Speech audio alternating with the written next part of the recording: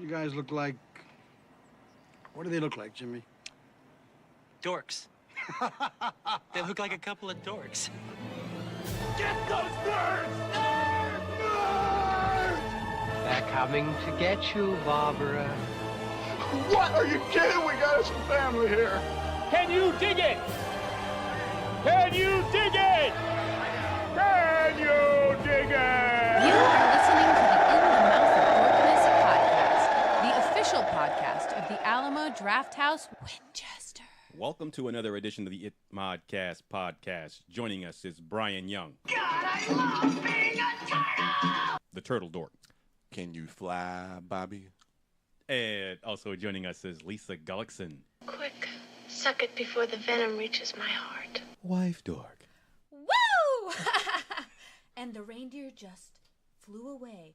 Who's crazy now? I quit. And also joining us is Brad Gullickson. And for gosh sake, watch your language. That's not going away anytime soon. Mouth Dork. We really shook the pillars of heaven, didn't we, Wang? Yeah. And I'm your host, Darren Smith. Warm. Warmer. Disco. The Disco Dork. Hollow. Hollow? Fuck it. And welcome to another edition of the ITMODcast podcast. Yay! Yay! We're so happy to be here. Hey. Hey, everybody. Hello. Back in the cave again. Back in the cave of darkness. Yeah. A little plug for the YouTube show. Oh, it's so good. That guy's so handsome. He is. Yeah. I like his dimples. So charming.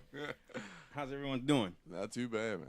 I'm doing good. This was a great week in Dork. Yeah? Yep. Yeah. Brian, you had a great week in Dork as well? You could say something like that. I'm gonna say something like that. A lot of great week of rewatches. That's good. Oh, yeah. Necessary rewatches? Well, it's that time of the year, and, you know, I'm doing a lot of rewatching of some films, and some films I'm actually just got on Blu-ray. For the Dorkies. Yes. Oh, yeah. I mean, it's that season. You know, it's so I'm the only one that's bullshitting and slacking. My fault. Probably. Sorry. I mean, not, I have 30 films new. ready to go. God damn. I have my top 10. It's probably going to change. Well, I hope it changes. Yeah. You know, because Mary Poppins Returns is still around the corner. You know, man. But you also do a 25, though, right? Top 25? I always end the year at top 25. Yeah. But we also do the not top 10. That's true. The week before the Dorkies. So, you know, we got to prepare for that as well. So you guys got to catch up, Lisa. Catch up, Darren. Oh, Lisa, you haven't done it either? No. Yay! No, I have not. All right. It's December 2nd. Okay, so I don't feel so alone. Okay. Yeah. So, yeah, just did a couple of rewatches. I got some of my new, well, I don't want to give any spoilers away, but I rewatched Blind Spotting. I rewatched A Quiet Place. I'm not going to talk too much about it because I will be talking about that at the end of the year. Something's changed? They could Like be on your positions? not top 10. They could be on your top They could be 10. on my not. They could be on my official top 10. We don't know. Listeners just got to tune in to find out. But You're telling me after I shut this shit off. I can't wait. My favorite thing about this month is trying to pick up all the hints that Brian is dropping and then arrange his top 10 before he reveals it. I know you like to do that. You like to arrange all of our top 10s and just kind of compare. I think that's a cool little game Well, to Brian play. and I have been talking about our top 10s for like the last couple of months. Probably for like half the year, Yeah. this second half of this year. That's actually probably more true. I can't remember. Historically, how close are you to his actual list? I don't think we usually line up. No. We usually share about 4 movies. Yeah, maybe about 4 movies. Yeah. But just talking off air, even last week, I think we have maybe 3, at least 2. Oh, I'm sorry. I meant with your predictions for what his list is Oh, going to be. How okay. often are you correct? I think I can guess 8 of his 10. Damn. Shit. I like that. Them I like fighting that. words. Gauntlet drop. Man, okay. Yeah. Okay. You might do some Vegas odds on this. And Lisa, she hasn't even started, but I'm pretty sure I know at least half of what the movies are. I think I know one of Lisa's, and that's about it. Well, And- no, maybe 2. Yeah. 2. And then Darren, I have. He is an enigma. No. Yeah. Because Darren doesn't either. That's why he hasn't Yeah, started. I think when Darren's recording his top 10, he doesn't know until we hit play. Pretty much. Or record. I don't know how recording works. Pretty much. But yeah, so yeah, I just been doing that. So those 2 movies I watched, I actually did go back and rewatch Creed again, Creed 2. which I thoroughly enjoyed the second time around. So did it play better for you this time after we talked about it? A lot better. I just love those characters. I think those moments, and I really can just see more definitively the father and son themes in the story and how they interconnect and everything, and it just really worked for me. And I just love those characters a lot. And rewatched for some reason Skyscraper and Don't say for some reason and the Meg, because you're trying to get your. You know what? I do like Skyscraper. I'm not gonna lie. I it's a 3-star movie. You liked it when you first saw it. I did. Right? I did. The Meg still 2.5 stars. Oh. What? High five, Brian. Why? Because it's not good. Listen to our review cast, Darren. You were there. Because somebody doesn't know how to have a good time at the movies. That could be true. No, it's not true. No, they have terrible taste. Brian and Brad, we know what's what. There you go.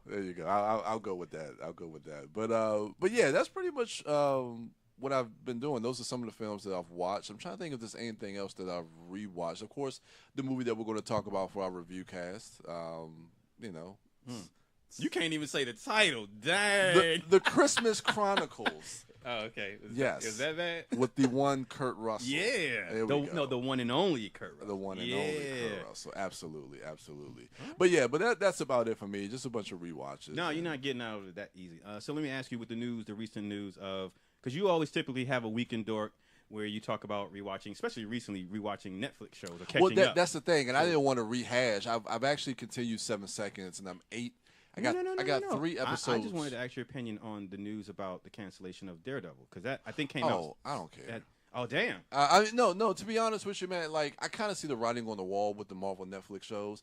With Disney Plus coming. Yeah, with Luke Cage. Well, I don't know. Like again, we talked a little bit about this off air as far as speculations. I don't want to get into any type of speculations, but I mean, of course, with everything, Marvel trying to get all their properties back, it does seem fitting that they will want to go to Disney Plus. Well, and also Netflix is trying to make more and more original films in our TV series and films in-house rather than shopping. Yeah, and they don't want to have to license stuff out. Yeah. No, so I definitely get that. So, I mean, I kind of saw the writing on the wall. But do you think a show like Daredevil and The Punisher and Jessica Jones is going to be on that Disney Plus thing? Because No. But the thing is that Disney has, 50 or 60% stake in Hulu, so that all those things can move to Hulu once this something similar. Fox has that, but then once Disney absorbs these shows are dead. Yeah, and I kind of see the same way. I think once we get Punisher season 2 and Jessica Jones season 3, they're going to cancel those, and then they're just going to start with a clean slate. But yeah, I mean, to me, it wasn't surprising. I liked Daredevil season 3 just fine. I mean, I really thought. Do you think that way that season ends? It ends in a way that if there is no more Daredevil, you can have a good trilogy of seasons? Yeah. You got closure? It does have a closure to it. Yeah.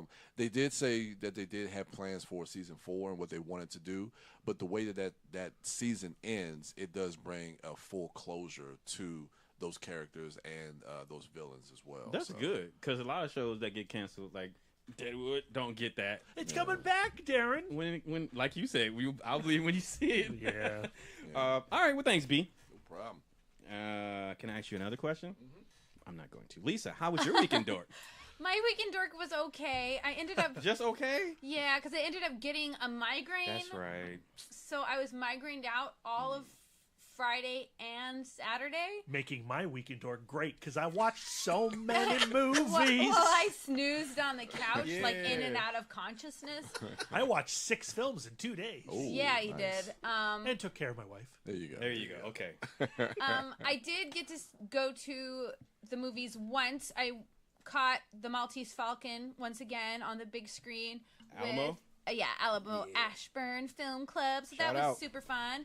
But Brad and I have had a monumental thing happen. Our first episode of our comic book podcast has dropped. Yeah. Comic book couples counseling. Is this on iTunes? You sounded like you were gonna. Not yet. Not yet. Okay. Because I saw the link that you guys put into social media, but I was just going through my phone. I was looking it up on iTunes. Right now, it's on Podbean. Okay. And I'm going to talk to Darren off air. What button haven't I hit to get it on iTunes? Okay. Yeah. Okay. So hopefully by the time you guys are hearing this, it is on iTunes. Okay. So talk about that process, about how that was recording with your hubby without me. It was sad. We definitely felt a huge hole in our hearts for the other dorks that were not there. But we had this idea for taking different comic books and taking the two, like the romantic couples, and kind of analyzing them. We came up with that idea like months ago. Almost a year ago. And yeah, we were like on a walk, and like it was just like dawned on us. Well, this is going to sound terrible because, you know, people who do love certain comic book podcasts are going to be like, Brad, you need to listen to this. But in my opinion, I have not encountered a lot of satisfying comic book focused podcasts that are more than just let's talk about this week's books. Exactly.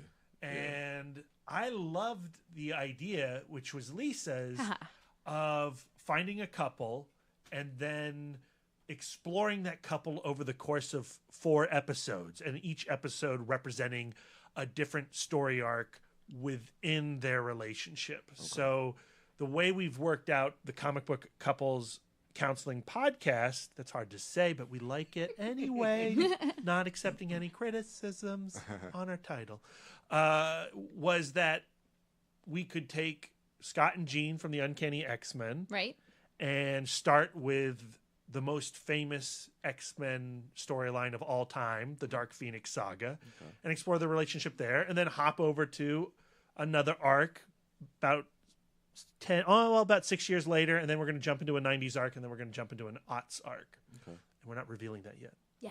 I just jumped all over your Weekend Dork, Lisa. I'm sorry. I'm excited. I'm just so excited to be doing this with Lisa. It's super fun. Yeah. But I think that's the great thing about it, is the fact that it's an alternative to like some of the other different comic book podcasts that are out there, because you have something that is focused and kind of niche that people that are looking for that specific thing can find that, you know, that they may not be getting anywhere else. So I think that's kind of cool. Fingers crossed. Right. Is that we consult with the experts, the love experts who are selling self-help books in the relationship section. So our expert for Scott and Jean for this first set of 4 episodes is Gary Chapman. Yep. What's his first name? That's it. Gary Chapman. Gary Chapman of the 5 Love Languages. Oh yeah. So you've heard of the 5 love languages, I've heard of that. are? Yeah. So I would say, if I may, love language are dorks. Oh no. So we reveal Brad's love language on the podcast. So if you want to know mine and Brad's love languages, because we did take the test.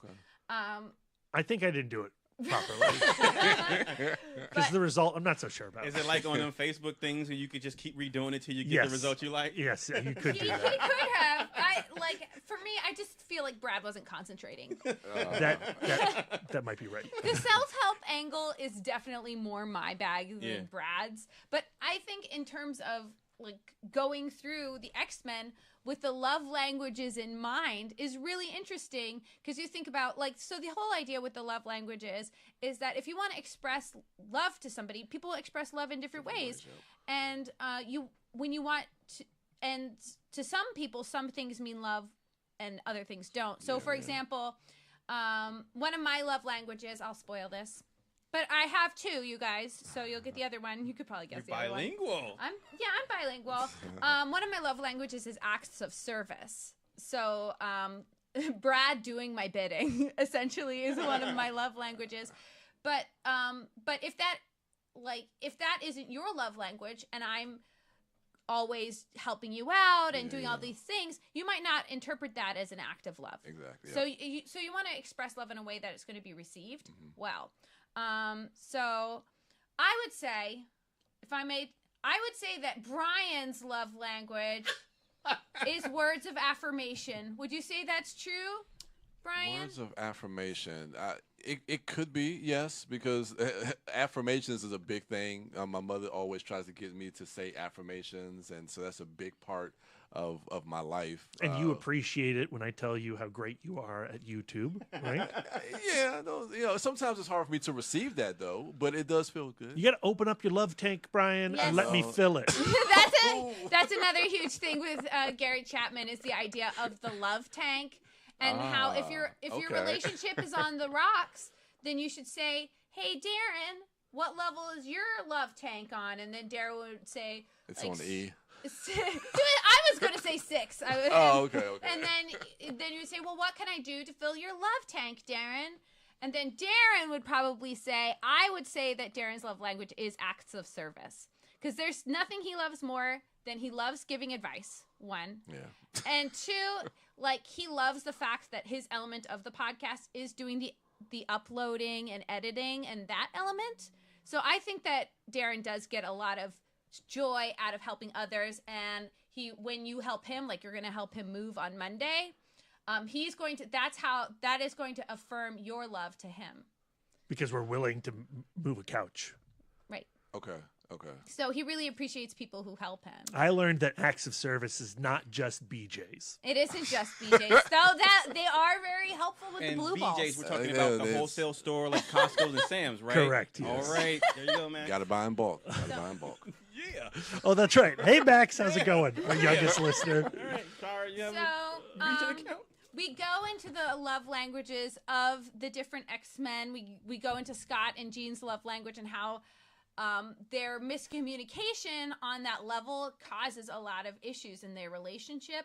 A freebie, Wolverine's love language is also words of affirmation, which is why he's so sensitive to insults. Because other superheroes can banter.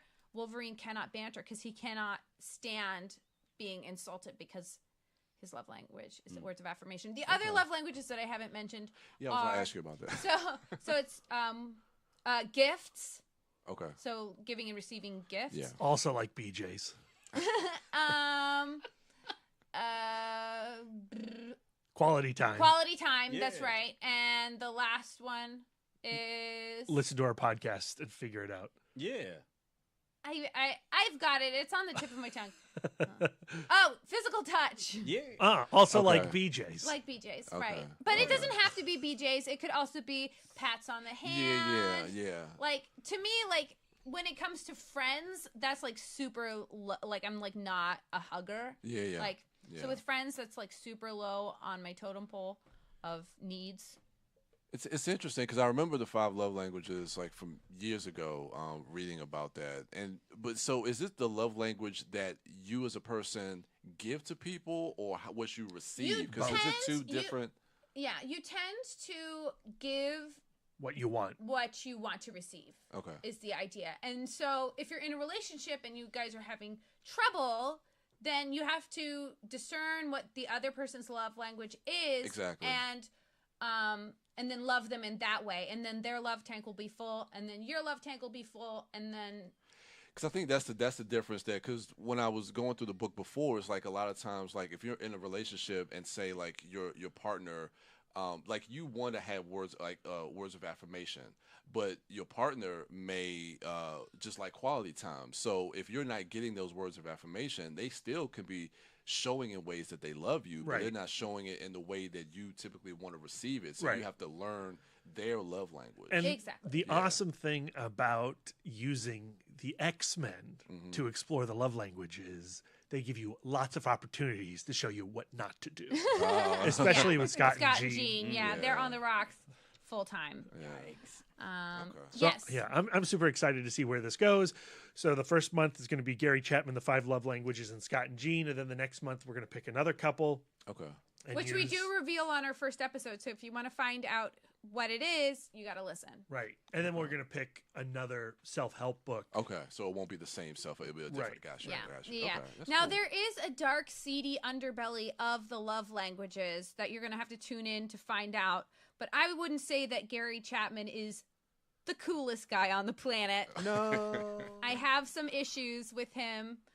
But anyway, I still think that it's a valuable thing to think about. Like, you know, you want to express your love in a way that is going to be received by another person. Eventually we'll be on iTunes once I click the right We probably buttons. already are because we're going to get Darren to help us and that'll fill his love tank. And we're definitely on Podbean right now, so like, subscribe, share. And can I just communicate something to Brian so that there's no miscommunication between our love languages? It's not actually a filling of a tank. I would more liking myself to a Tesla, so I don't have a tank. I got a battery, so you got to recharge my love battery. Okay. And that's done by plugging him into a wall. Yeah, I don't know if that's possible. Yes, you can also follow us on Twitter. It's CBCC Cast. No, it's CBCC Podcast. Yeah, and then you can also follow us on Instagram at CBCC Podcast. Oh, it's the same. So that's good. Nice. I thought we were going to follow the Turtle Turtle Dork model. Oh, no. Different handle on Yeah. every platform. That's why once you come up with a name, you got to get all those handles across all platforms. I was just like, one of the first things I did was like go on like Google and check that CBCC is not anything horrible on the first page. Okay. We're good. There you I go. think. All right, so it's safe for work to search that. I hope so. All right. So, yeah, that'll pick up CBCC. See, it already rolls off It's the just tongue. like ITMOD. I like my acronyms. Yeah. Okay. All right. Well, thank you for that. You're welcome. Mouth Dork. Yeah, so I've watched a ton. Yep. I've been doing some rewatching like Brian in preparation for the Dorkies and the Not Top 10. I've also gone full steam into Christmas films. I watched Tim Allen's The Santa Claus for the first time in a long time. I saw that shit in the theater. Oh, man. Yeah, I did. Christmas birthday. I rewatched The Muppets Christmas Carol. Yeah. And That's a quality added it to my top 100 favorite films of all time. Good. That movie is so good. It's great. It's a great movie. Yeah. From Paul Williams' music to the Muppet performances to Michael Caine slaying it as Scrooge. It's a masterpiece. It's good. And I went to the theater a bunch. I saw The Favorite, the new Yorgos Lanthimos film. I liked it a lot. Yeah. We're going to see where it's going to fall. Is it going to fall in my top 10? Is it going to fall in my not top 10? I don't know. Maybe. I don't know. It's hard to tell with you. Brad, Yes, give me it is. your take on Yorgos Lanthimos, his trifecta, starting with The Lobster, and then... Well, so I love The Lobster. Lobster was one of my favorite films of that year when it came out. I really liked Killing of a Sacred Deer, but that film left me feeling not so good. I just mean when you take all three of those films and look at how on the So surface they're different. I think Lobster and Killing of the Sacred Deer share the most in common as far as how he distributes drama through performance, if that makes sense. Like the style of performance that he's going for in Killing of the Sacred Deer and Lobster are very similar. Yeah. And a little bit close to Dogtooth, his other movie.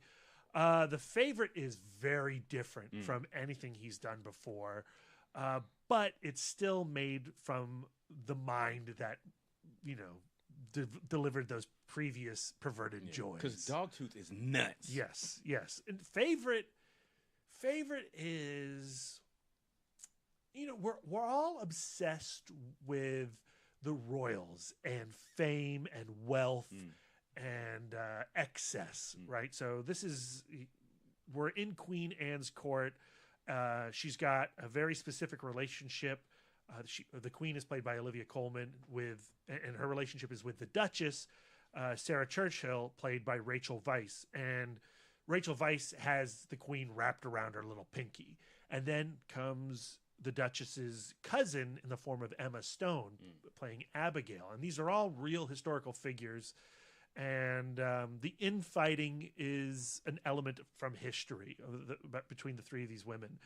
But the way Yorgos Lanthimos, portrays this insane sniping and wickedness amongst these people is like really delightful in a very Lanthimos way. Yeah. But Emma Stone and Coleman and Rachel Weisz aren't acting in the same manner that Nicole Kidman and Colin Farrell were doing in The Killing of the Sacred Deer. Right. I can see that from the trailer. Yeah, I highly recommend this movie. Yeah, It is not going to be for everybody. It's super not VF, he says.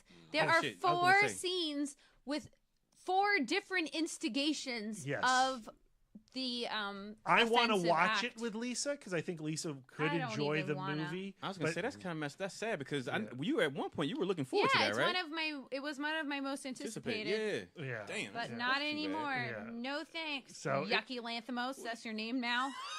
And it is a really gross movie. It revels in nastiness, which is one of the reasons I enjoyed it. Yeah. Not the V scenes, Lisa. I could have done without those. Thank you. You talking about like how people treated each other? Yes. Now, taking that note, let's jump to another filmmaker of excess and light, sunny cinema, Lars von Trier's The House That Jack Built. You know what? I'm so mad I didn't go because I just realized that you saw the uncut one, Yeah, right? the director's cut of it, yeah. I don't get to see it now. It's vile. The story is Matt Dillon plays Jack, who is a serial killer. Yeah. And the film is told over 5 incidents, most of which are Jack murdering some woman in a horrific fashion. Yeah. And not Lanthimos. Lars von Trier plays a lot of that for comedy. So it is funny, but you've got to be a demented freak like myself to enjoy this movie and to, key into the dark humor of The House That Jack Built. And over the course of those 5 incidents, there is a conversation happening between Jack and Bruno Ganz, who's playing a character named Verge. And these conversations that are narrating the 5 incidents are pretentious deconstructions of art, literature, film, paintings, what have you, sculpture. It's a kitchen sink movie that is punctuated by horrendous scenes of violence. And I really enjoyed the movie.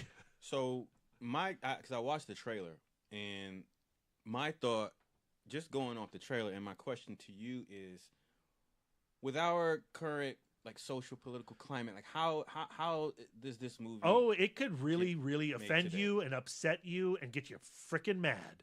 But what I'll say about the trailer is it's holding an element back that is fascinating and adds to the pretension of the story, but I loved it.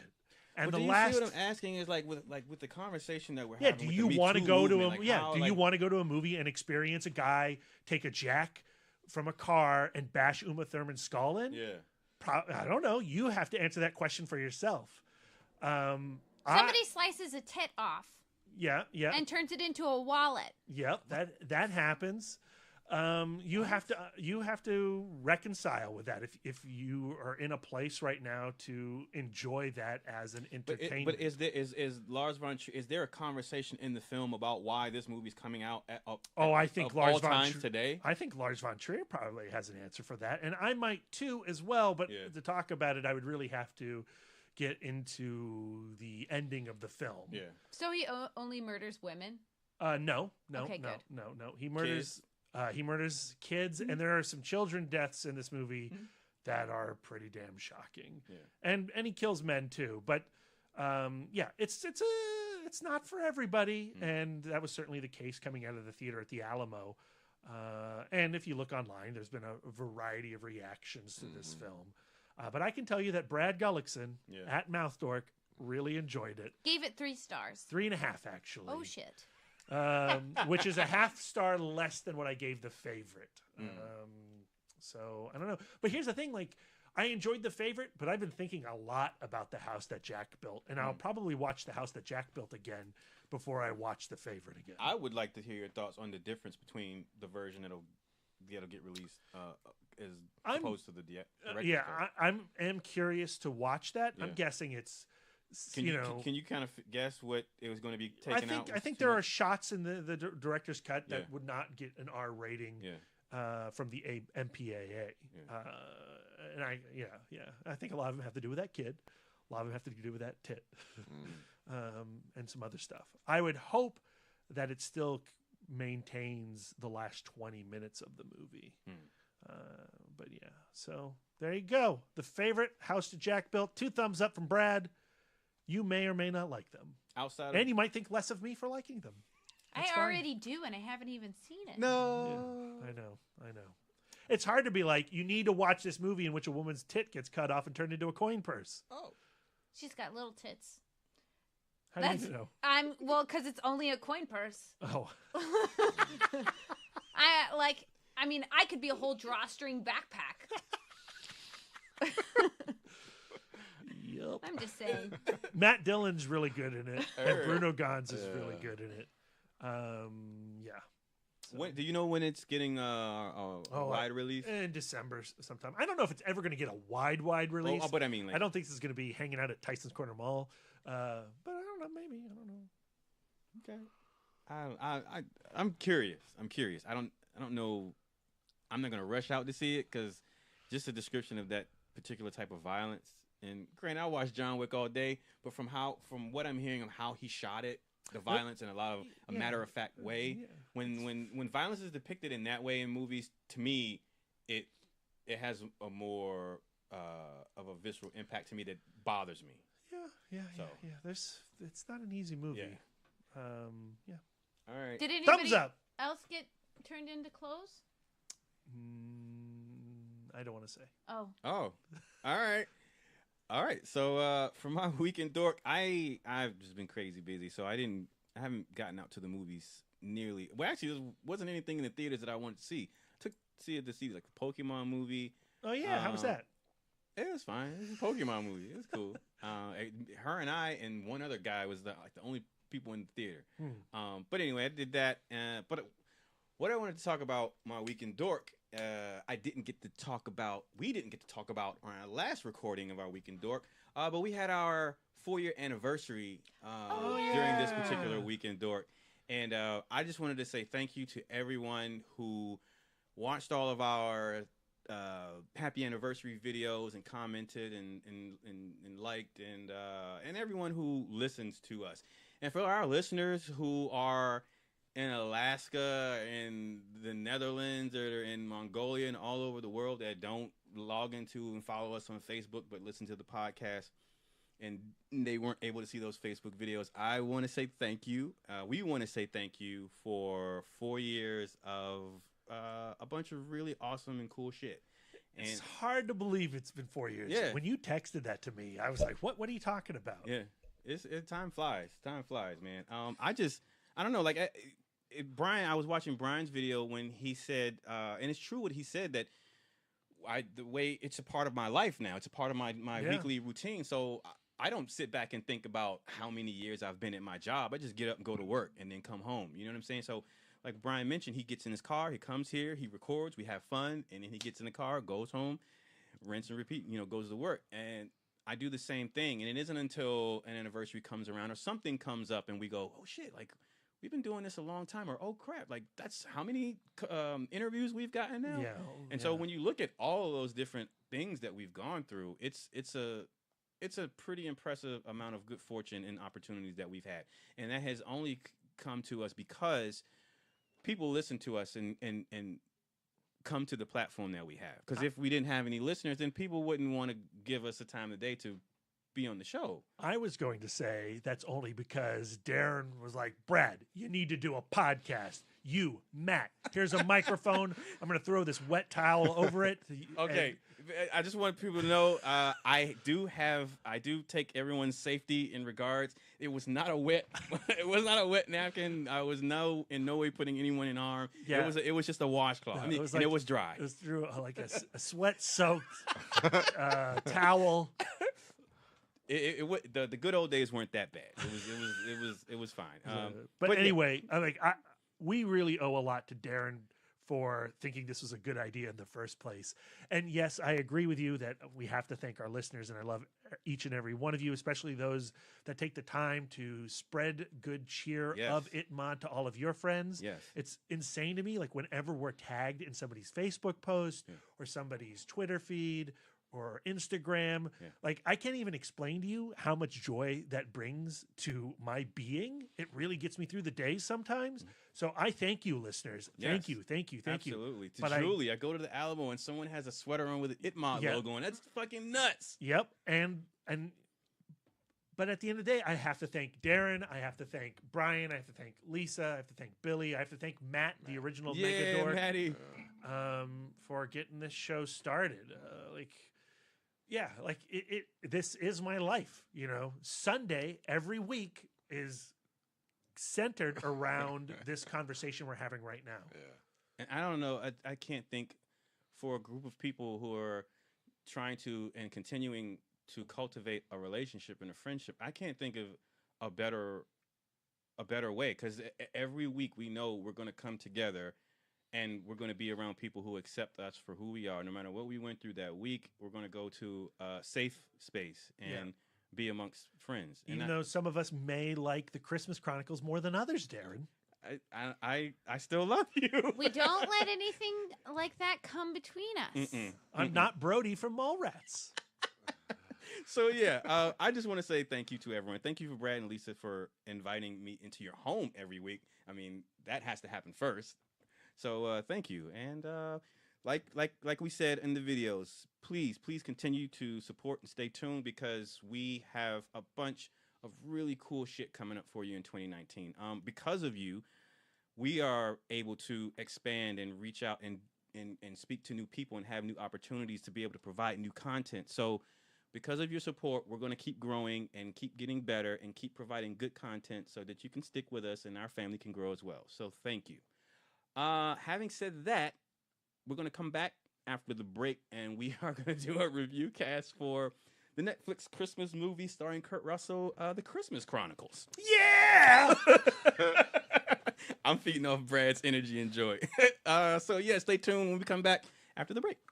You like film, from cult to classic, from blockbuster to B-movies. And there just isn't that one place with all the fan fervor and passion that's covering the kind of mad, diverse brilliance that you love. Well, that's where you're wrong. AfterMovieDiner.com is that fan-built movie nirvana just for you, featuring the sweet, sweet writings of the wife dork herself. AfterMovieDiner.com. Go there. Be the best you can be. This is Liz from People I Think Are Cool, a bi-weekly podcast where I interview my favorite creatives from across the globe. If you're looking for a dose of creative inspiration, then go to peopleithinkarecool.com or subscribe to People I Think Are Cool on iTunes and Stitcher. And we're back, ladies and gentlemen, and it's time to talk about the Christmas Chronicles, the new Netflix film, Christmas film, starring Kurt Russell, and who's the kid, Brian? The kid? Mm-hmm. Teddy Bear? Kids. I don't know. Teddy Bear and Cat and Katie Cat. Katie Cat. Who cares? They were kid actors. Yeah. Judah Lewis Yeah. and Darby Camp. Starring Teddy those. and Kate. Look, the only reason we're here is Kurt Russell. That's the only reason anyone wants to watch some wannabe Hallmark film. But Kurt Russell's there, so we're there. Because we are loyal to Cash. Or is he Tango? He's Cash. He's Cash. He's Cash. I'm loyal to Mouth Dork. That's the only reason why I'm watching this goddamn movie. So we're going to forego the round robin style that we usually do. Maybe for the sake of brevity or because... I think we let you. There's so much to talk about. Good, let's go. Yeah, no. Honestly, the things that I really liked about this movie, first and foremost, is Kurt Russell. Right. Kurt Russell. I mean, the fact that you cast him to actually play Santa Claus. That sounds wonderful. It's very, very interesting, and to see his performance and his portrayal of the jolly red fellow, I'll call him. I think it's actually kind of cool. He can fulfill my Christmas wishes anytime. Yeah. And anytime. And I'm a fan of massive beards, and that's a hell of a beard. It's a hell of a beard. You know, like Kurt Russell is one of my all-time favorite actors. You know, I just recently rewatched Big Trouble in Little China. Yeah. I love his goofy John Wayne performance in that movie. And when he leans into comedy, whether it's Big Trouble in Little China or Captain Ron or Overboard, he's sensational. Like he's one of those actors that can be super cool and hard and badass, and then on the drop of a dime be hilarious. Yeah, and charming. And still be charming. Yeah. Like, you want to marry that Santa. Down my chimney anytime. Yes, Lisa. Anytime. I know. Yeah. Mine too. All of ours. I'll just say that. All of our collectively, chimneys. yes. Yeah, just jump right in. I have been a nice girl. But yeah, his performance, I loved also, even outside of that, some other things that I really like. I like how they kind of realized the idea of Christmas Eve and Santa Claus going and delivering these presents, like how he like kind of like teleports and goes from chimney to chimney. Basically stole that from the Tim Allen film, The Santa Claus. Well, see, I never saw the Santa Claus. Well, because we just rewatched it. It's a classic. No, but because we watched the Christmas Chronicles, that did kick off my desire to watch that. And as I said in my Weekend Dork, Muppet Christmas Carol. When are you watching Santa Claus the movie? Oh, that's happening this month without a doubt. Yeah. We also just rewatched Scrooged. Like, there's something about, you know,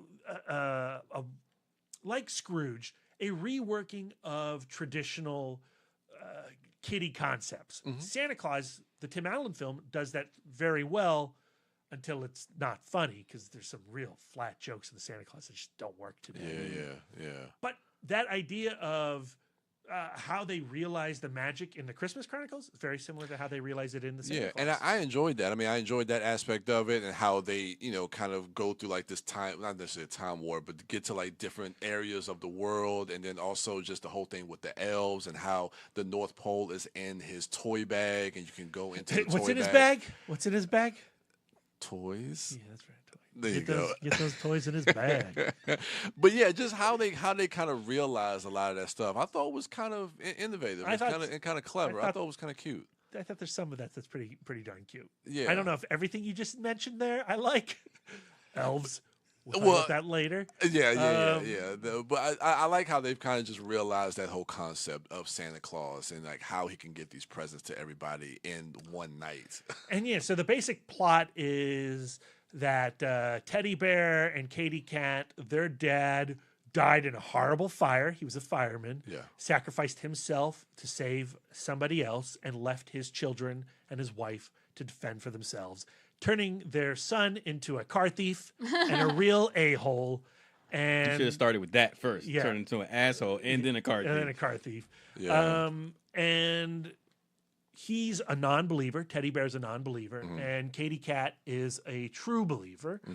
And one night she catches... How does So she's rewatching an old tape and she sees Santa's hand. She's also like a tape maniac. She loves that physical media. Yeah, her 8mm DV or her DV cam. Yeah. So she sees that hand in the background, and they say, And "All right, so well, she let's stay up." blackmails her brother into hanging out with her for one night, so they could so they could catch Santa on the videotape, and Santa shows up.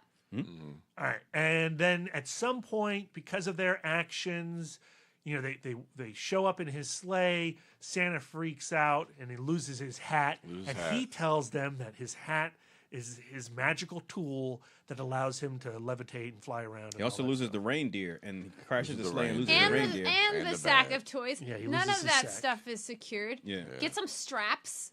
You can just go to like Home Depot. They've got the hooks on the end, the scrunchy things. But as we saw also in the Santa Claus, Santa can fall off a roof real and just easy die. and break his neck. Just straight up die. And then if you murder Santa Claus, you got to become Santa Claus. Yeah. It's a weird movie. So, okay. The setup is like, I agree with you, Brian. It's a fun way to get kids with Kurt Russell. And once they're together, I like this interpretation of Snake Claus, Snake Plissken Claus, where he's a gruff, this is my job. This is one night of the year. I got to get this done. And you kids are in the way. Yeah. Like, I was expecting that. And for the most part, I really enjoyed that because of the Kurt Russell charm. Yeah, me too. I mean, some of the things that are problematic, I think we kind of talked about the kid, Teddy. The beginning of the Are we film, talking about our bad now? Oh, I'm sorry. Am I transitioning to that? It sounds like you are. Sounds like you Anybody are. else have Anybody anything else good? good? Anything good? Anything good? The musical number I thought was adorable. I can listen to Kurt Russell sing all day long. Yeah, Christmas Blues is pretty cool. Can we as I was watching the movie, I was like, this is ripping off another movie. What is another movie where they sing in jail? I mean, I have no idea. Lots of movies, I'm guessing. But Blues Brothers? But that's not Christmas, right? Did they sing in jail? I mean, maybe. I can't remember. I cannot remember every Christmas prison film. But the idea of Santa knowing everybody's name and right? knowing everybody's like deepest wish. Yeah, and especially ones he has not fulfilled. Like, was he naughty that year? What's the story? Yeah, what's the deal? Why didn't he get that G.I. Joe? Why didn't he get that Han Solo? What's going on? But I love those two cops. Oh, yes. And how, one sees the reindeer flying. The other one doesn't. And the other one doesn't. Yeah. And how he's trying to convince all his cop buddies that Santa's real. And it takes Santa transforming a jail cell into the Blues Brothers for everybody to like, oh, wow, Christmas spirit's now back in me. I like the scene. The true believer cop is played by Lamorne Morris. Yeah, he was in Game Night recently. He was in Game Night. He was also in New Girl. Oh, yeah. And I loved seeing his face, and I thought he was so funny in this movie. That scene where he has Santa in the interrogation room, and he's like, hey, where are you pulling all these toys from? We frisked you. Yeah. Like, that was all good. That was good. And when he talked about his wife and that actor, is that the guy you talking about? Yes. When that registers on his face, like, wait, hold up. That was Talking great. about his wife, that's Martin Roach. Martin Roach. When that registers on his face, that was some great acting right there. I love that scene. That was really good. I think both of the cops are great. I thought both the cops were good. Yeah. And I wish the film did more of that. And Yeah. then that's the end of my good. Oh. What about you, Lisa? You got more good talk about? That little girl's hat, I have a hat just like that. It's a Yay. good hat. Goldie Hawn showing up at the very Yes. end. Spoiler I kind of alert. I saw that coming. I did But not. even though you saw it coming, you were like, hooray! Well, yeah, because I figured if you got Kurt Russell, have Mrs. Claus, you would have his real life quote unquote wife. I was hoping that was the case, but I was fearing when we meet Mrs. Claus, it wasn't going to be Goldie Hawn. And if it had not been Goldie Hawn, I would have dropped it at least an entire star. Jeez. Oh, wow. That's why it got. She's so good. I like how they speak Elvish at home. Like, what? Well, at the end of the film, when it's Mrs. Claus and Santa, one of the things Santa says about his how Christmas went, he's like, I got to speak a lot of English last night. And she's like, oh, well, that's good. And I thought I appreciate how they recognize Santa as a global creature, even if he's trapped in Chicago for most of this movie. Yeah. All right. Well, we're not doing We're not doing around robin, good or bad, right? So we're just going to the bad. We can go into the bad. Yeah, the kids. Yeah. Are you talking about their acting or about their actions? Both, actually. I thought in terms of like kids who have saved Christmas, like by far Teddy is the most criminal. Like it's gonna take more than one Christmas to bring that kid back. If he's straight up like right after school, 4:00 in the afternoon, drinking beers and stealing cars. Yeah, it just felt like the transition. I mean, and they tried to play it in that montage sequence with the videos as they were getting older throughout the years with Christmas, and then when the father dies. But I don't know, it was just the way he treated his sister. Like that one moment where he takes the fish food and dumps the whole thing into the tank. He's a murderer. I'm like, what the fuck? I was like, this motherfucker's an asshole. And that's where I was like, okay, I don't like this kid because I'm not gonna like this movie because. They're going out of their way to make this kid a douchebag. Well, when was the last time you rewatched Macaulay Culkin? Home Alone. Home Alone. I mean, he's a monster in that too. Those kids are also awful. Yeah, but you need to be a monster to fight off the wet bandits. My thing about that is the kid is a jerk. He's a criminal. He hates himself. But then Santa leans into some of his darker aspects and uses the fact to help Santa. Yeah. He's like, hey, kid, you're a good hot rodder. Steal me a car. Yeah, and then they try to mask it because they stole a car that was already stolen by somebody else. That was kids. That's still stealing. Exactly. But before that even happens, what I didn't like, I know you said you dug, his snake Santa Claus, Snake Claus, but he comes through his little wormhole, crashes in Chicago. These kids where are they from? Massachusetts. So these kids are that far away from home. And then he dumps them. And he just walks off. I got to go get... That just made no sense to me. That made no sense to me. Because this Santa is playing into that. Because as we learn at the very end of the movie, he was manipulating this situation from the beginning. He could have just flown out. He could have flown away at any time. But he was using this scenario to bring the kid sister and kid brother closer together. And apparently, I agree, Darren. It's BS. And apparently, it happens every couple of years. Hence the Chronicles. No. The Chronicles, which is part of my bad, is the sister with her videotape recording the event. The Christmas Chronicle. Because that's what he was going. Because that's what he said he was going to watch at the end. Yeah.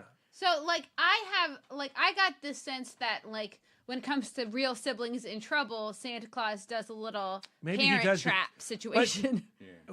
Because it's Chronicles, not Chronicle, because the Chronicle would be that night. Mm-hmm. So does he have a whole bunch of these tapes? That's what Here's the deal. Well, yeah. Tapes. Throughout the years, yeah. So, but why are we using this tape gimmick to tell this story? Yeah. It's 2018. Yeah. No 7-year-old. She would have been recording with an iPhone. Yeah. I love the idea of what...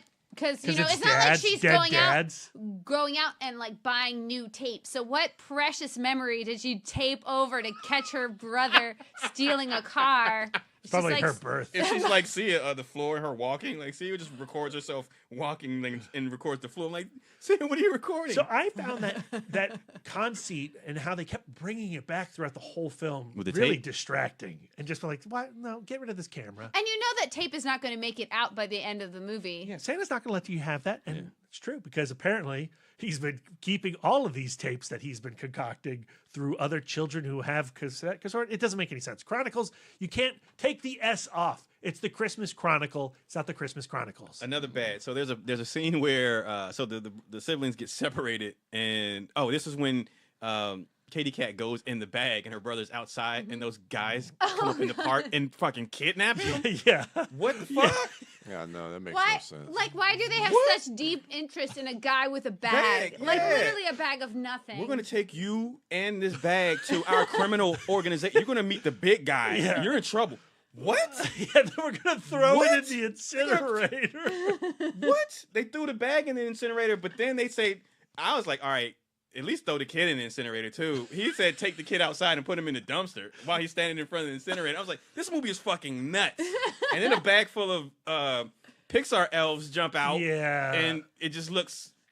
Those elves are terrible. I think that they're trying to it's trying to stomp on Dobby and Minion territory at the same time. But elves are an established thing. You don't just get to make up whatever you want. Oh, that's elves not are true. A thing. I mean, elves are a thing, but I've seen multiple films that interpret elves in different ways. Going back to apparently my favorite Christmas movie, The Santa Claus. All the elves are children. Are children. And I find that really annoying because I don't like kids. And why would I want to watch a movie with a bunch of kids in it? Well, for me, it's just the quality of the animation of the CGI of the elves. It's like though if you've seen any of the non-Pixar, non-Disney CGI movies that are on Netflix, you mean like Rock Dog? It's like that level, that level of a CGI rendering in a real world environment, and it's just it was so off to me. The reindeer too looked horrible, oh, yeah. and it was really sad after just watching the Santa Claus. They used puppets and they looked amazing. Yeah. I can't harp on the crappy CG too much, because if the rest of the film had actual quality to it, if the movie lived up to the fact that you've got Kurt Russell as Santa Claus, then I could care less if the CG wasn't great.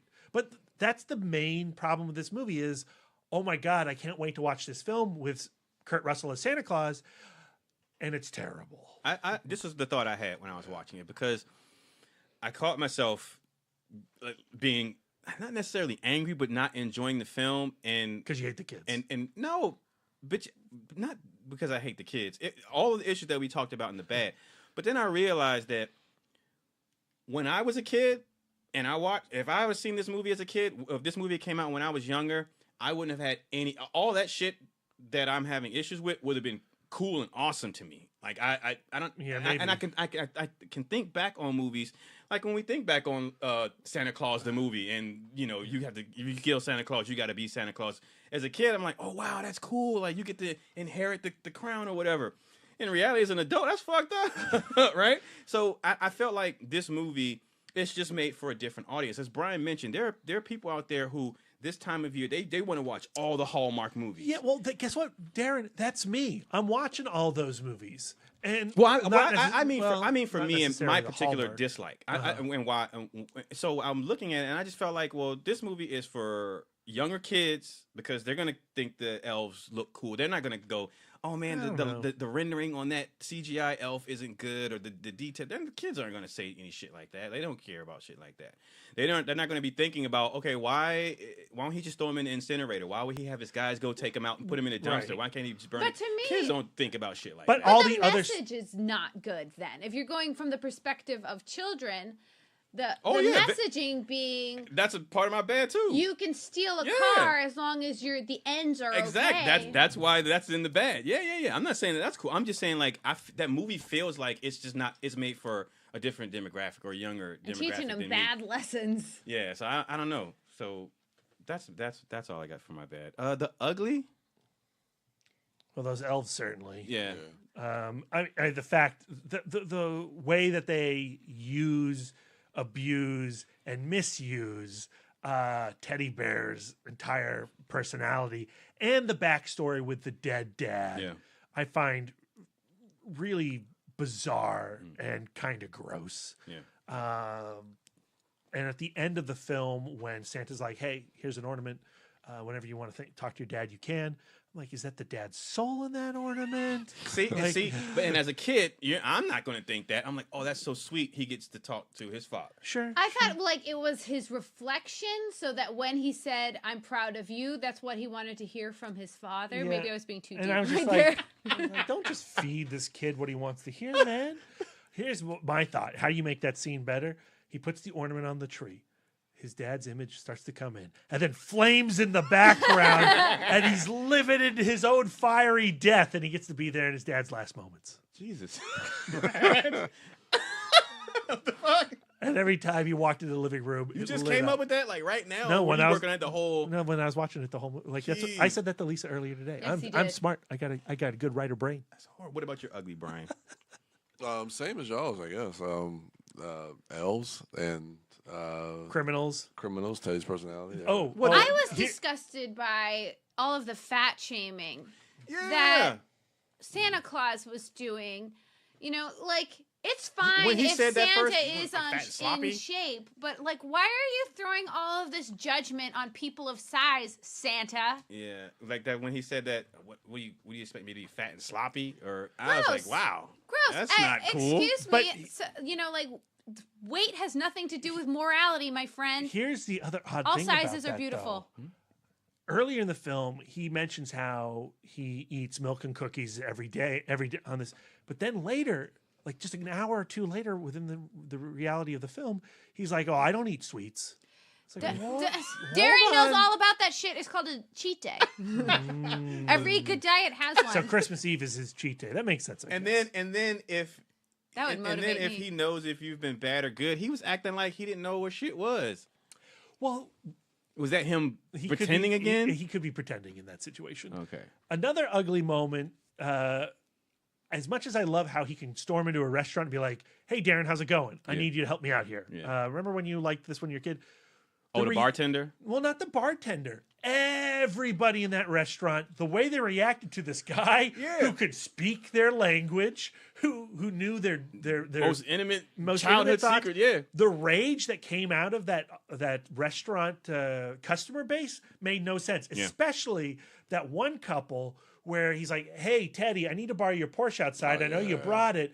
Guess what? Let me trade this Mickey Mantle rookie card that he just like magically pulls out of his sack. And you'll give me that." And he's like, "Sure, I'll take it." But then his wife is like, rips it. "That's just a card. Why would you do that?" And then she tears Mickey Mantle's rookie card in half. Yeah. Fucking women, am I right?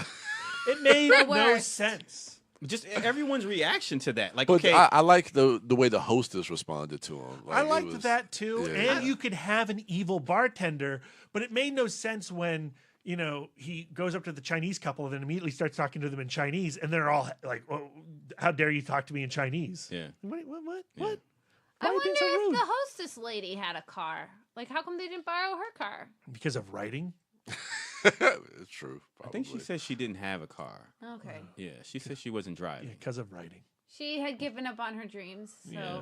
That was sad. And he had to go ask the other people in different languages. So that's I wonder if Santa just goes up to all of us and is just disappointed, like, "Hey, I thought you were going to be Yeah, super Fireman. judgy. Like, why would you put that out in front of all these people? Yeah, why are you bringing that up? That she's failed her pursuits. Crazy. Or like the poor, criminal trying to hold a job, and he's like, "You're a piece of trash." Granted, Well, he just stole a car. did just steal a car. Yeah, he is a bad dude. We had to get to work. I'm just saying. And Santa Claus should understand. Sometimes you have to steal stuff to get shit done. He gonna chastise that guy and go outside and do the exact same thing. Nuts. It's a bummer. I was really looking forward to this film. Again, Kurt Russell, Santa. Yeah. It makes a hell of a great image. You see clips of it online. You see people talking about it on Twitter. There seems to be some positive response, but ultimately the movie's just dumb. The second time around, all of the Kurt Russell sparkle is off. Dang. Because we watched it without the intention of talking about it, so we have to rewatch it Me again too. today, and it's just like, ugh. Oh man, major ball drop. Like when the sleigh is crashing and stuff's flying out, some should have flew up, hit him in the eye. When they land, he's got to get an eye patch. What the hell? Yes, That's awesome. Snake Claus. Come on, man. But yes, but you know what, ladies and gentlemen? In spite of how all this may have sounded to you, I would say if you are like us in the holiday spirit, check it out. They might find enjoyment. The listeners come to us for an honest recommendation. I cannot say that the Christmas Chronicles is any way, shape, or form a good holiday treat. Go watch The Muppets Christmas Carol. Yes. Hell, rewatch The Santa Claus. It's a little bit better. And definitely rewatch Gremlins. And Die Hard. Long Kiss Goodnight. Lethal Weapon. Kiss, Lethal Kiss, Weapon. Bang, Bang. Kiss Kiss Bang Bang. I Come in Peace. Yes. Yeah. Oh my gosh. Christmas movie. I gotta rewatch that. When did that come out? 80s. Fuck. Yeah. Okay. So look, ladies and gentlemen, that's gonna do it for our review cast of Christmas Chronicles. We watched it so you didn't have to. You owe us. It's on Netflix though. Yeah, It's hard to resist. You see that Is Kurt it? Russell as Santa. I mean, it is hard to resist. You're like, well, I know these guys are saying this movie's no good, but Tango and Cash. I was resisting it like super easy until you said, "All right, this is going to be our review cast." Film. I just suggested it. We Well, could have there done are- Buster Scruggs, man. You mean we should have Yeah, done that's what I Buster thought. Scruggs? But there's a lot of people out there who enjoy these Hallmark Christmas movies this Yeah. time of year. And So to I mean, those definitely, folks- if this is your bag and these are the type of films you like to watch, then So if you definitely don't like check it watching out. things of quality, Yeah. I'd be curious to see if other Hallmark Christmas movies are as problematic as this. Oh, I mean, there I are would- definitely. But I've never There are watched definitely it. some. There's another one on Netflix right now that I haven't watched yet called The Christmas Switch. A lot of people have been talking about that on. Which one? The Christmas Switch? Switch. Okay. Or is it The Christmas Prince? I thought it was the the princess. Christmas I thought it was the princess The- switch. yeah, no, With that's the Vanessa one because I Hudgens. saw the trailer for it while I was going through Christmas Netflix. Prince. the Yeah. princess switch. Yeah, but I'm talking about The Christmas Prince. Yeah. I got it. I Yeah. got it mixed up in my head. Sorry. Yeah, that one actually looks like it could have a pretty interesting story to it. Well, I'll be watching your letterbox to find out. All right, don't hold your breath. Ladies and gentlemen, you can hit us up at ITMODcast on Twitter, Instagram, and Facebook. If you've seen this, let us know what you thought. If not, just say thank you for us watching it so you don't have to. You can follow that guy at Brian William Young on Facebook, at the Turtle Dork on Twitter, at the Turtle Dork 1 on Instagram. What are you looking forward to this week, B? This week, I mean, we don't really have any big releases. Of course, our next review cast will be Mowgli because that's hitting Netflix on December 7th. I do want to say a quick plug for the YouTube channel that as of this recording, it is December 2nd. Yeah. So just look out on the YouTube channel. I'm going to start putting together some of my year-end list. We all know that we're now in list season. Don't spoil anything before our dorkies. No, I'm not going to spoil anything. No, not before the dorkies, but just look out for stuff I'm going to do, just like how I did last year. You know, my top 5 soundtrack scores, my top 10 movie trailers, my top 10 scenes from films this year. Of course, my most anticipated for next year, the worst films of this year, and the best films of this year. So I'm going to be compiling that and putting that on the page. So definitely look out for that. And we are currently in list season. This is an exciting I'm time excited. of the year. Like, it's crazy how much of the year I spend thinking about making this list, and now it's the month. I know. I love December. I love December. And now that I'm out of retail, I love December. I know, right? I know. So, yeah. We've got our tree up. It looks beautiful. We've made ITMOD holiday cards. And if you want one, DM us. Let us know. Yeah. We'll get one to you. There you go. Hit us up in our DM tank. Fill our DM tank up. Yeah. Wife Dork. Yes. What are you looking forward to this weekend? I'm looking. Well, I still haven't gotten a chance to see Anna and the Apocalypse again in the theater, so I'm looking for it to get a wider release. Mary Queen of Scots is also, that's the limited 7th? release. Limited release. Maybe I'll catch that somewhere. I hear it's good. I'm now in the college years on my Gilmore Girls rewatch. Logan has not turned up yet. No. She's headed towards her first week of finals. So, yes. Things are getting interesting. Yep. All right. At Sidewalk Siren, at Bake Dork on Twitter and Instagram. And she is also at Sidewalk Siren on Letterboxd. Yep. And Brad Gullickson is at Mouth Dork on Twitter, Instagram, Facebook, Letterboxd, and Untappd. And he is looking forward to The Long Kiss Goodnight on December 9th at the Alamo Drafthouse Winchester at 8 p.m. as part of our Still Awesome series. Yes. That's the only film you should care about right now. Mm-hmm. That is the only film I care about right now. But the only other thing I'm looking forward to this week is getting my wrap snacks when I go to the Alamo Drafthouse in Winchester, because apparently that's the only place in Virginia that has them. And I want the Migos ranch and sour cream. So you can follow me at the Disco Dork on Twitter, Instagram, Facebook, and Letterboxd. That's going to do it for us. We have, what do we got coming up? We got a still awesome episode that's going to be spotlighting the writer of Rennie Harlan's The Long Kiss Goodnight, and that is the one and only Shane Black. That'll be out in the middle of the week. We have there's another ITMOD. There's a new ITMOD show. Or not an ITMOD show, I'm sorry. There's a new show that's affiliated with us. It's hosted by the Indie Dork and his daughter Claire. And I don't want to butcher the name. Billy and Claire's Excellent Adventure? Yep. All right. And so I'm going to be dropping that episode on Tuesday for you here, ladies and gentlemen. They sit down in the initial episode and they have a discussion about Attack the Block. How cool is that? Because that's an awesome film, and it's two awesome people talking about an awesome film. So I can't wait until they revisit Revenge. Oh wow! Oh, all right, yeah, that'll be an interesting one too. So be on the lookout for that, ladies and gentlemen. And then on Friday we'll have we're gonna have a fistful of Samuel L. Jackson in honor of The Long Kiss Goodnight as well. So that's gonna do it for us. Thank you all for listening. Stay warm and toasty, and until next time.